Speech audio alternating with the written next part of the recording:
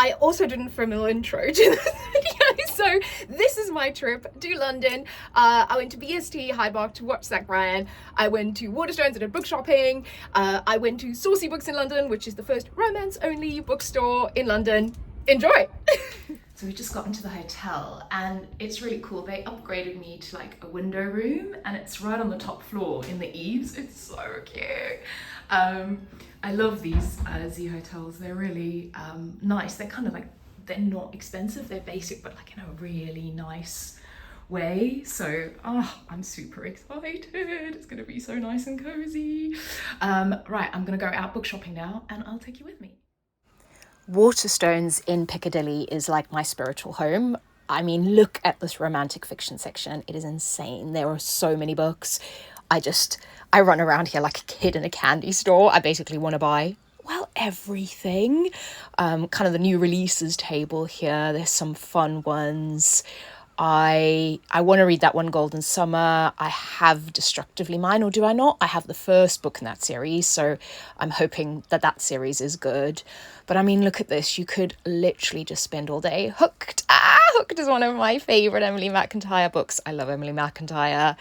Look at this. It's so, so good. Luckily, this was on a Sunday, late on Sunday, just before they close, so it was nice and quiet. But normally this place is absolutely heaving. I have to read Sable Peak by Daphne Perry. I have to read that whole series, that Indigo Ridge series. Everybody says it's really great romantic suspense. Look at all these amazing books. Okay, when I die, bury me here. Okay, quick fit check before I go. This is my look for Bryan at BST. I'll be inserting some footage, hopefully. I'll be taking some footage anyway. But also, I was just in Waterstones and I got this amazing bag and my book haul is in there. So I will show you probably tomorrow or tonight, depending on how things go. I'll show you my book haul. But now let's go enjoy the summer heat because it's boiling with BST Hyde Park. I'm just gonna take a second to enjoy this. This is a dream come true for me.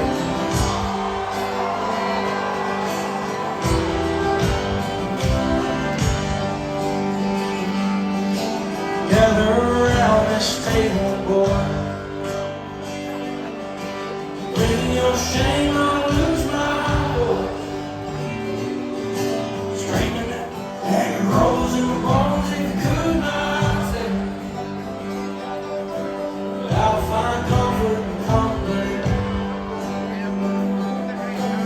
Lord, forgive me. That was the best night. Had so much fun at Bryan. It was so cool. We get to go in the suites, which is amazing. So you're up in the suite, hospitality, the view's incredible. It was so warm. It is still so hot in London. I literally just took a cold shower when I came back because I'm boiling, but it was the best night. It was I've been to BST Hyde Park so many times, but like that was, I have to say, one of the best shows that I've seen. He was phenomenal.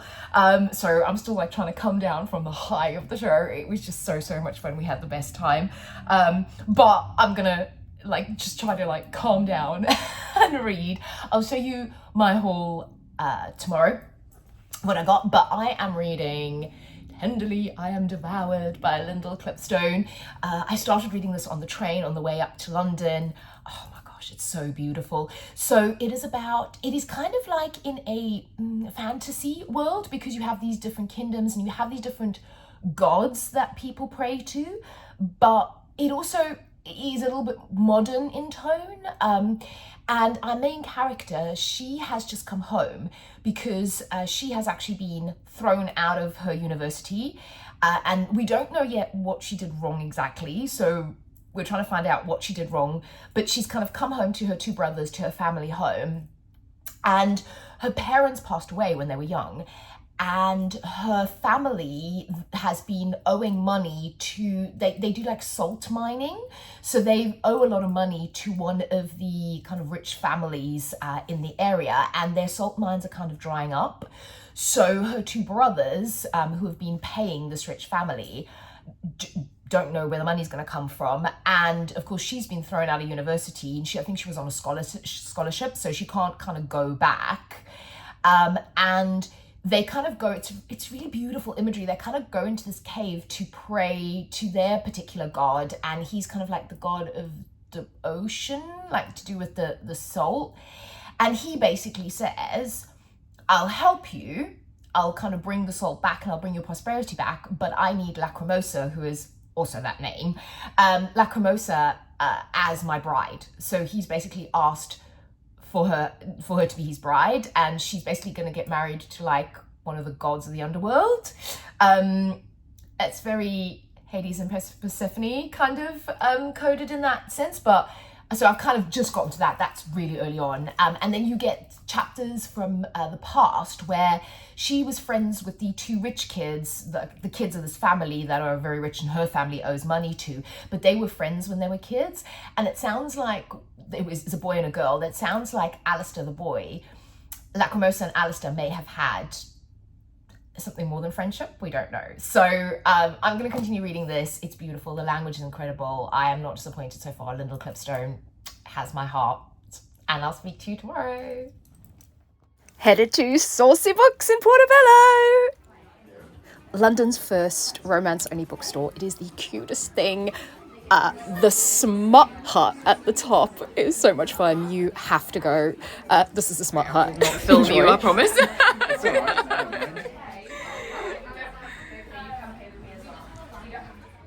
Proper English lunch. This was a savoury scone and with cream and wonderful jam.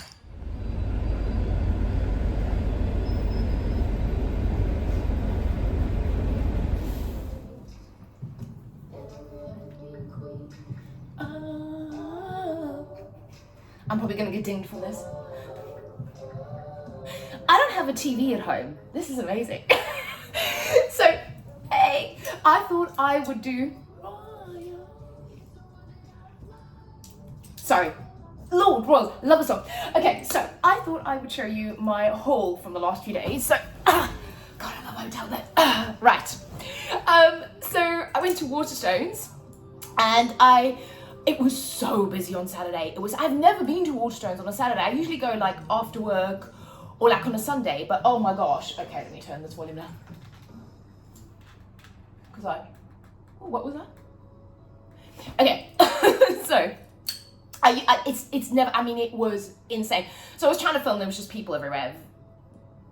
So I filmed a few bits, but then actually I went back today, like an hour before they were going to close, and I got a bit more footage because particularly their romantic fiction section is insane. I mean, that whole place is insane. It's like floors and floors and floors of it's book heaven. Okay, but I also, very excitingly, I was so excited. So today I went to Portobello Road. I'll try to put some footage in again. It was so busy. So if you watched Notting Hill, the film, that's where it was filmed. That actual bookstore no longer exists as a souvenir shop now, but it literally just has a sign that says Notting Hill Bookshop, but it's not a Notting Hill bookshop. But I love Portobello Road Market. If you're over in London, it's like the best thing to do on a Sunday is just wander around. All of the stalls, all of the stuff, everything from vintage to jewelry to food. It's just the vibe, the whole atmosphere. It's so much fun. And there is a brand new romance-only bookstore that has opened, and it is called Saucy Books. So Saucy Books London, that's their sticker. They are so cool. It's really small, but it's so cute. I took some footage. I'll insert footage of me going there. And I specifically went to Portobello because it's there in Portobello, just off the market. And it's so much fun. It's literally just dedicated to romance books. They've just opened. They're trying to like see how it goes, see how much stock. And it's so cute because there's a little, it's like stairs. You go upstairs and they call it the Smut Hut. And there's like dark romance up there and some like cowboy and some hockey romance. And then you have the other romance downstairs. But as you saw, I got a sticker. And then I also got a I love Saucy Book sticker. I'm thinking I'm going to put that on my work laptop. Appropriate. And then they sell pins. And of course, I had to get myself an Akatar pin. Oh, had to get that because like I'm a basic bitch. And then I didn't want to get too many books because I don't want to be carrying around you know, that many books all day, but I had to get something because I couldn't leave the shop. And I actually ended up getting The Dead Romantics, Ashley Poston. Now, I haven't read any Ashley Poston, and when I was talking to the lady that like owns the shop, I was saying, she said, you know, everybody loves it. This was her last copy, and I was like, say less, it's your last copy, I'm buying it. But I definitely go back and like check them out on like Instagram, online, wherever. It's just so much fun. Like I said, I'll put some footage in, it's beautiful. And the people that work there are so lovely. And yeah, I loved it. I'm definitely gonna go back another time. But this is about Florence. She's a ghostwriter. And I think her fiance or her boyfriend dies. And then he comes back and haunts him. So I was like, ghost romance?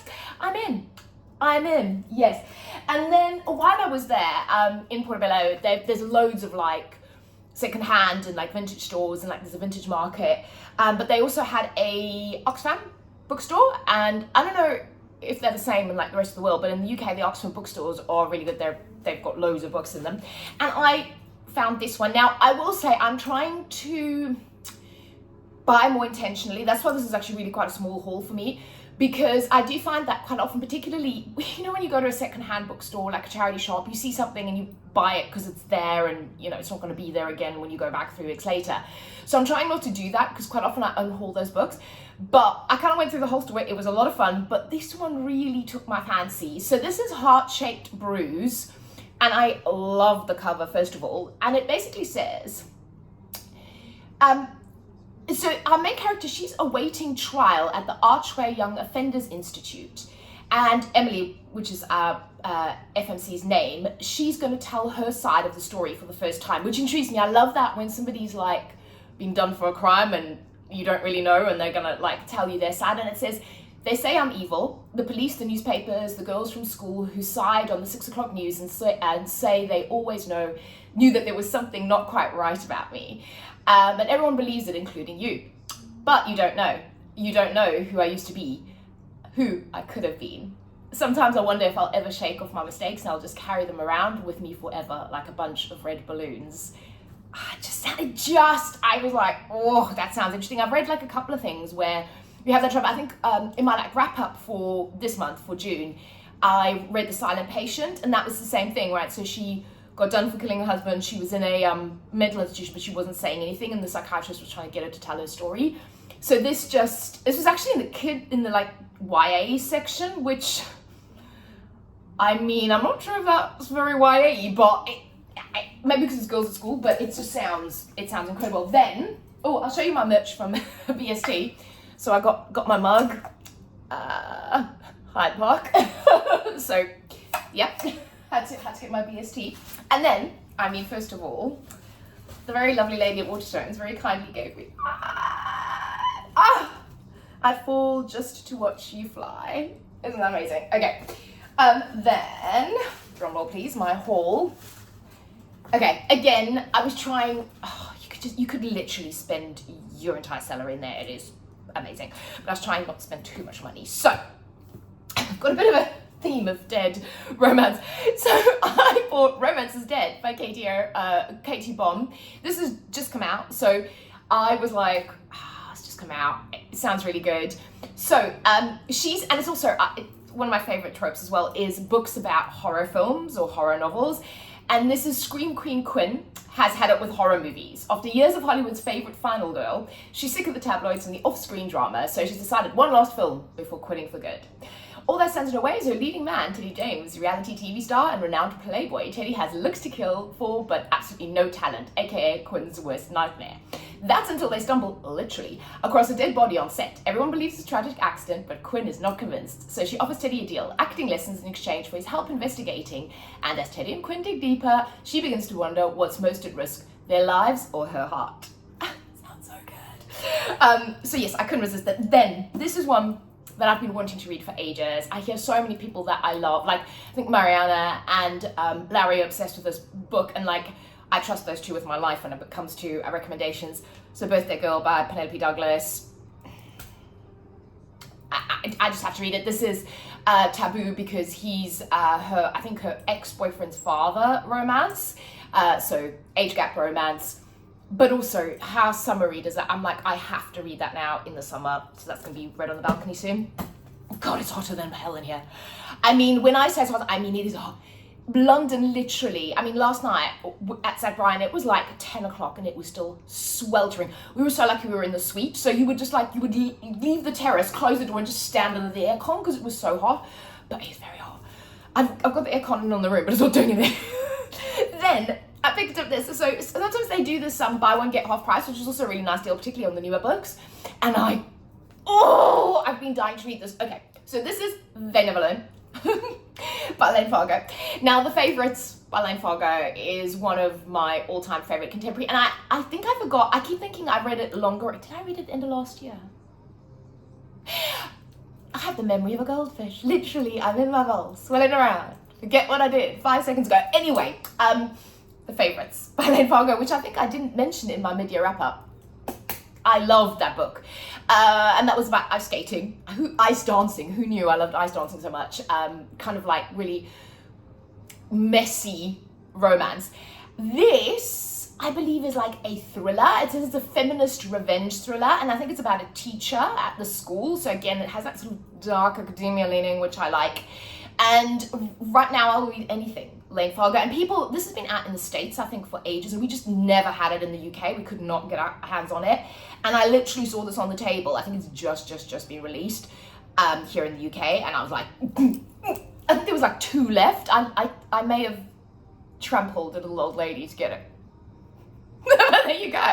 I cannot wait to read it. And then the other one, and this was definitely, there were only 2 of this left. And again, I trampled some small children in the YA section.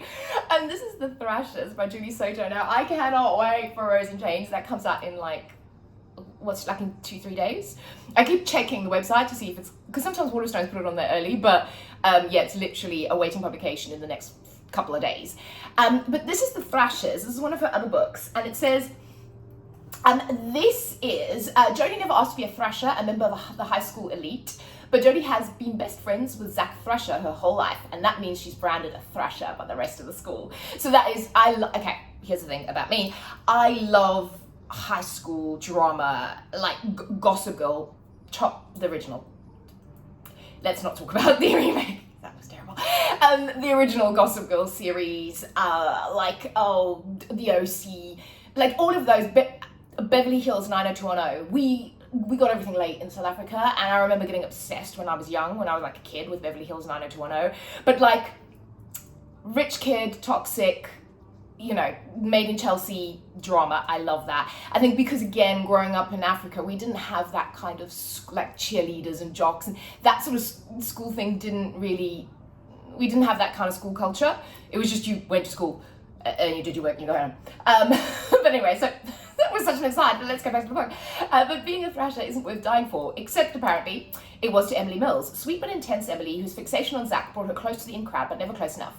And when a detective finds a copy of Emily's diary, there are whispers that she was thrashed, bullied to death by Zach and his gang. Surrounded by questions, the thrashers begin to turn on one another, but one thing is clear, Emily isn't done with him. So I wonder if there's going to be like a paranormal ghost element in this, but it just sounded really, really great. Also, that is a beautiful cover. So the theme here is like blue and roses and death. That could be the theme for my life. So I restrained, I almost bought more, but I restrained myself. That is my, I also went to Selvages. They were having a massive, you may not care about this, but hold. So they're having like a massive sale. I think luxury clothing sales have gone down. But I love the brand. If anybody's into fancy clothes, Vaquera, they have their clothes are incredible. But you know, it's either your mortgage or an outfit. But on the sale, it would be rude not to.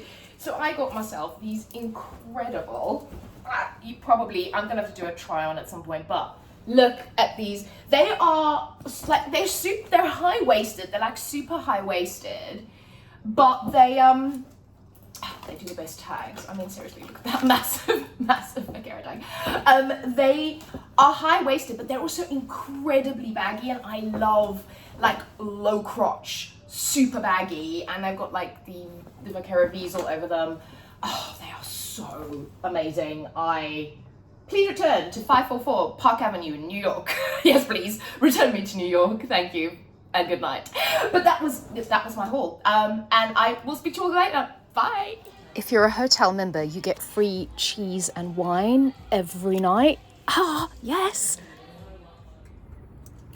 So I realised I was a terrible YouTuber and didn't film an outro for my London trip. I hope you enjoyed it. Let me know if you like that kind of vlog of like going somewhere and doing something else included, where it's not just me reading and reviewing books. And I'll do some more because there's some other places I want to visit. Definitely go to that bookstore in London. It is so cute. Smelly Books. It's just Saucy Books, sorry, not Smelly, Saucy Books in London. And like check them out on social media. But yeah, had the best time in London.